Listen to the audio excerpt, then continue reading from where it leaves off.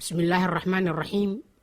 أو كبرنا ويديمها كلا what is financial literacy and what is financial inclusion.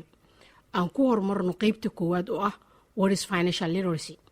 أقون ماليديد أما دقالة وإنه قف كليهي حرفت إيا أقون ماليديد تاس أو أود أسينيسا إنه قف قاتو قوامو واحترله لغونا سليي حق أغالنمو.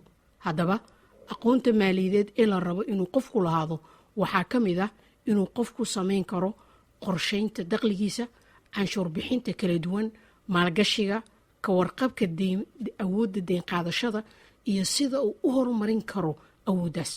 haddaba marka qofku uu leeyahay aqoontaa kala duwan waxa ay awood u siinaysaa inuu qaado tallaabooyin uu ku horumari karo dhaqaalaha shakhsiga ah iyo tan ganacsigaba. balaan eegno si aan iskula fahanno qaybta labaad oo ah what is financial inclusion.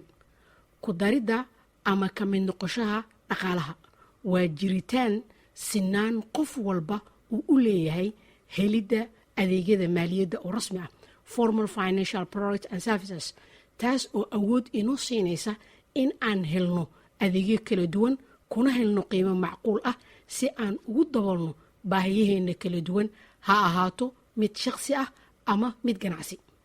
si kale haddaan u dhigno waa awoodsiin dhaqaale ama maaliyadeed oo qof waliba awood u siinaysa inuu xisaab ka furan karo bangi, deyn qaadan karo, maalgashi samaysan karo iyo wixii la halmaala oo aanay awooddaa ku sinaanin oo keli ah dadka qaar.